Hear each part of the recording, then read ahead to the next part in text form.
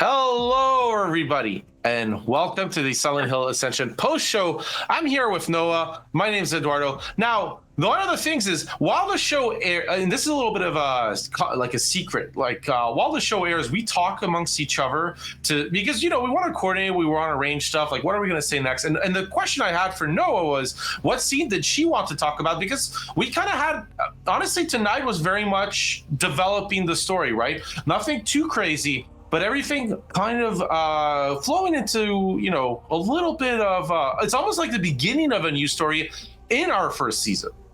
Right. It's like, as you said before the show started, we're transitioning here from the focus on the adult stories when we had the children missing for quite a while. And now we are going back. Well, we are going to focus on the children. And it's kind of like meeting us where we started more, where we were like more focused on the creepy children. And boy, are they creepier. Oh, yeah. Oh, the creep factor is way, way, way up. I mean, as even Xavier, not Rachel's biggest fan, probably. By the way, we're going to steal this one. Leochi spelled Xavier as X-Xavier, which is perfect for Rachel. But I thought that was fantastic, by the way. Thank you for that, Leochi, again. But the thing, right, is, like, as Xavier, not a fan of Rachel, but he's like, look, why is this kid not, liking her own mother? That's just weird. Yeah, it is sus. And Rachel been weird anyway, and Eric, I don't know if y'all remember, he was also claiming that he practically had to convince Rachel to be a mother. So it's not looking good right now for Rachel, but honestly, in my heart, I believe Rachel is a good mother, even though, well, as good a mother as a cult member can be. Oh my God, happy birthday, Tiger 385. Sorry, Eduardo, you wanted to walk us through the scene that we just saw today? Yes, well, our production team's going to do that because they're going to show it on screen. So we're going to be there while it plays. It's going to be up on the background, but essentially here, Astra's shaking off the surprise of Orson's sudden return, and she's trying to unpack what happens to him, but she finds him catatonic, and Bridge just trying to go I mean, we'll describe the scene as it goes because you get to see it, but Astra's just trying to figure things out. I honestly, I think both that background as a scientist trying to figure out what happened logically, but also as a mother going I'm worried about him. No, this is real creepy. I think it's every mother's worst nightmare, to lose a child. But then it is good to have them back. But he is catatonic, and Brit is trying here to say Astrid needs to see a doctor. Is doing weird, right? I mean, Brit's point is correct.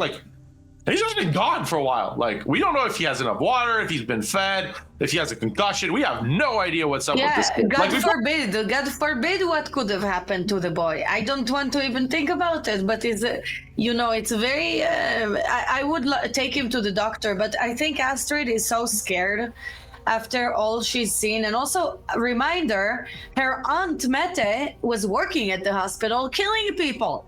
So maybe she doesn't have a lot of trust in the medical system. To be fair, the medical system did heat up. It did make sure that, the problems were essentially pasteurized, so to speak, no longer a concern on the Mette side, thankfully. But, you can see Astrid kind of resisting and then kind of agreeing with Brit, because it is that relationship between the sisters, again, playing out here pretty importantly, right? She does trust her sister. She is if I listen to myself, I know what I do, but I know that there's somebody here on the other side who's listening to me and who's trying to help me out. Right, and the whole town, as we all know now, the whole town hates the Johansons. And is this the Orson smiles. There we go. That little sneaky little smirk. Yeah, no, that smirk is always the best. I mean, this Jerry Springer episode. Yeah, Johnny Zombie Boy says here that the Johansons should have been on the Jerry Springer episode. Honestly, dude, I'm who's the father? I want them to be on Murray. Anyway, I want to know who's the father of Orson. Yeah, we don't know that, and also the grandmother comes back to life. That's definitely a classic Twitch. And I mean, with Astrid like also like going like, it's all your fault. Get out of here. Right. Tells her off. You know, it's Right. perfect. You're right. Oh, it's great comparison right there, Johnny. Astrid. Like Yeah. that. All we're missing is the chair, but you know the kid bites, so it's perfect. Right. Oh my God, with the biting kid. But let's talk again about the fate and hope system, because that's what's leading to everything we are seeing here. So the decisions and the endurances, the puzzles. Pardon me, I lost my tongue a little bit. The decisions, endurances, and puzzles all contribute to whether a character will face redemption, suffering, or domination in the Silent Hill final. So, you want their hopes to be up if you want them to survive. A character's hope needs to be high enough for them to survive a crucial story moment.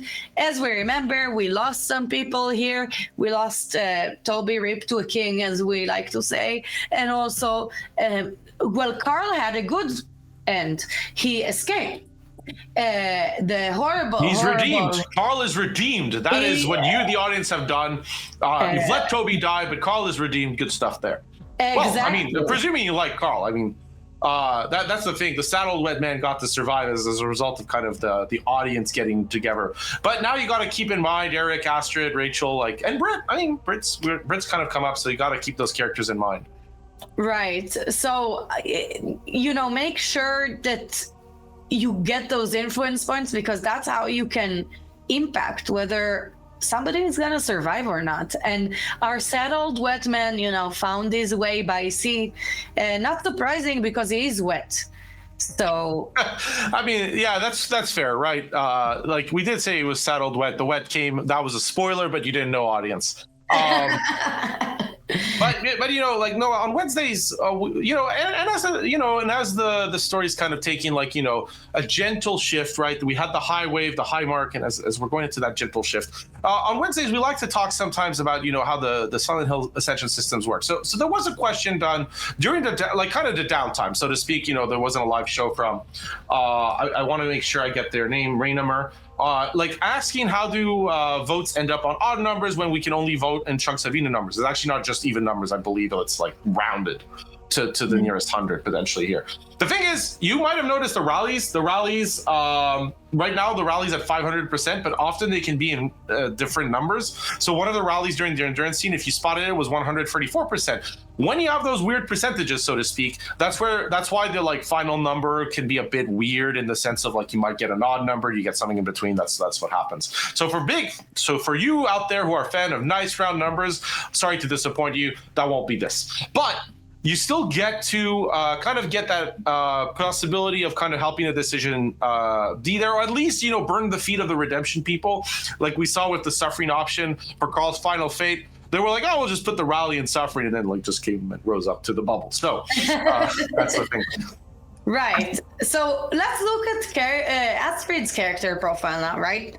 That will show us an example of the fate. Thank you, production. You are doing amazing.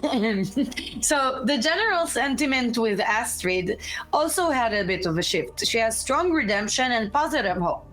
And the top decision so far was, what will Astrid do with the evidence of Carl's guilt? This is in the beginning we had this. And you decided that she's going to turn it over to the police, which was redemption. The most heated decision Astrid had was, how will Astrid handle Britt missing the funeral? Because before Britt came back, she missed her mom's funeral. So you chose that Astrid would be understanding, which is the domination option, and you chose that over lecturing her, which was the redemption option. Yeah.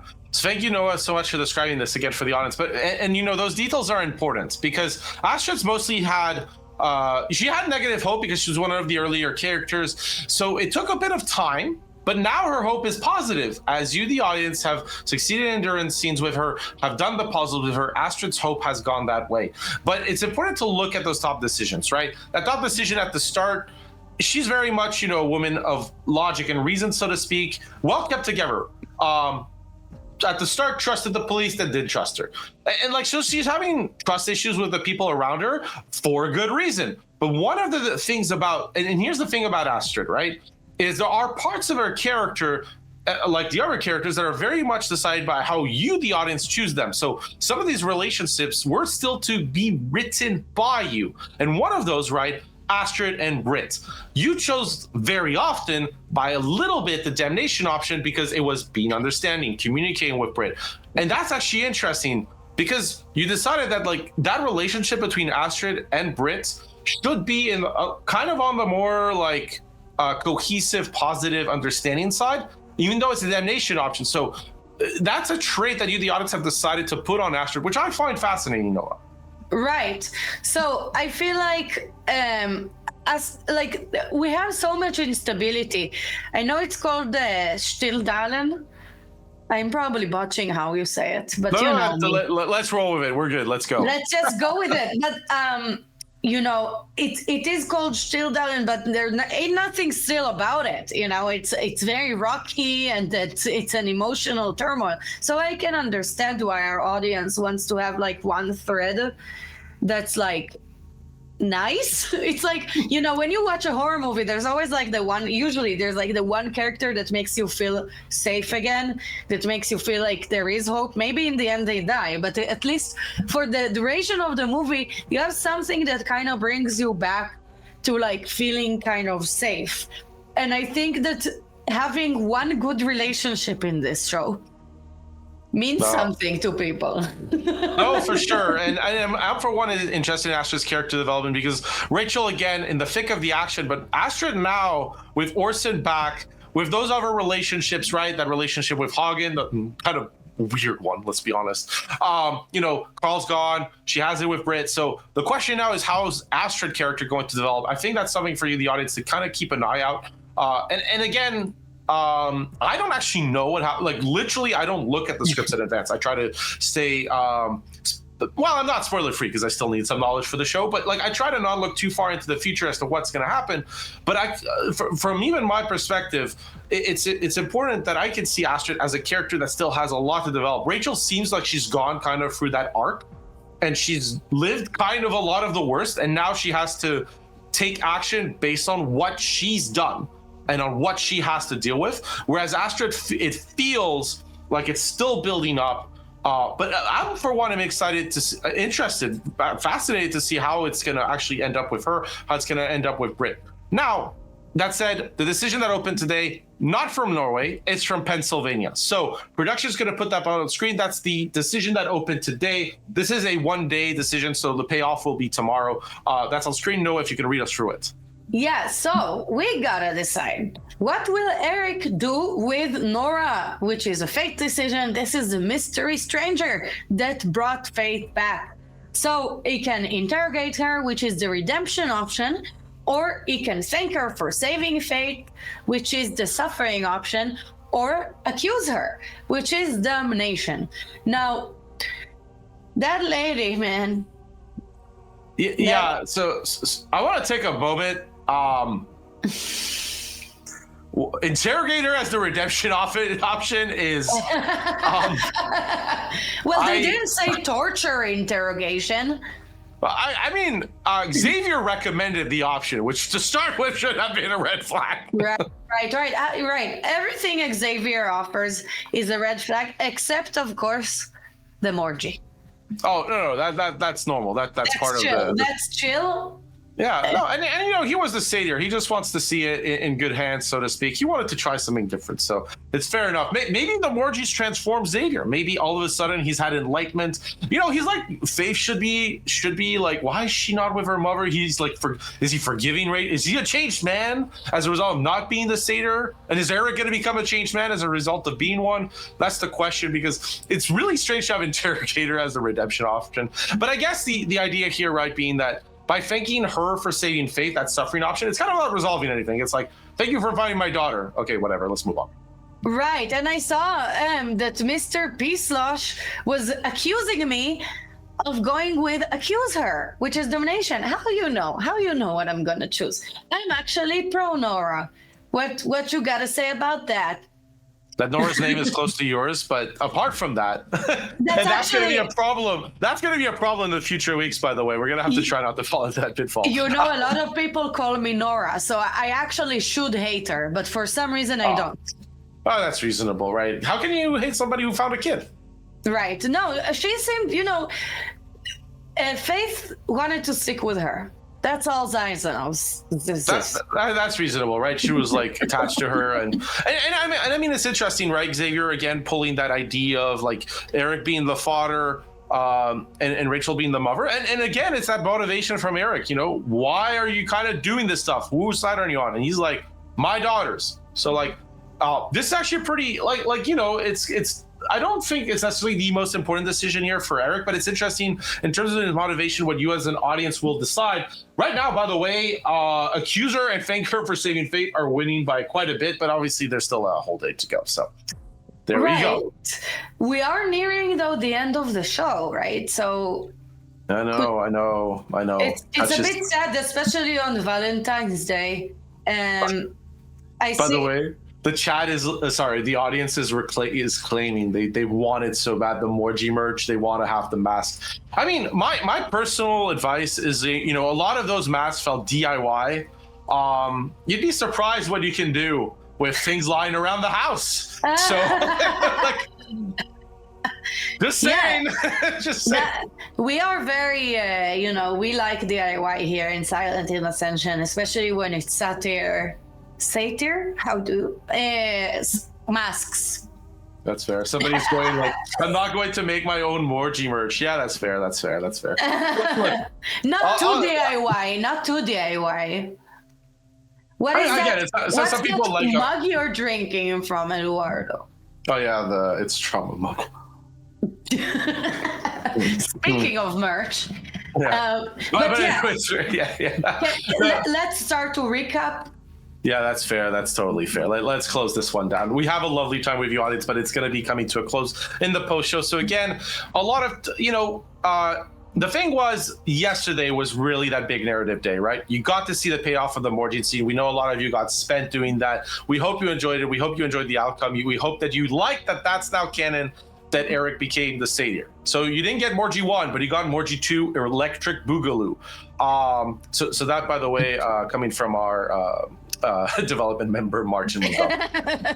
So, but like all that said, though, the kids came back. The children are back, and that's really where things are building up. Really, the action's recentering around them, both in Norway and Pennsylvania. In a way, both stories are kind of building on their own pace. Now they're matching. Now they're in the same pace. They're in the same context. And that's really going to probably change the tenor as we go in the story. So again, what's going to happen, our production team is going to show you on screen where the next shows are. So every weekday, you're going to get the show playing at 6 p.m. Pacific, 9 p.m. Eastern. And if you're, across in other places, fantastic. Unfortunately, you'll have to do your own time conversion.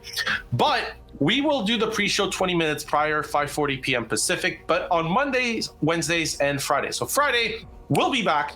And the post show's right after, so we get to break down the scenes. So if you like our company, that's especially when you should tune in. Remember as well, if you don't have a chance to tune in live, you can always catch up as usual. Make sure you're catching up on those scenes.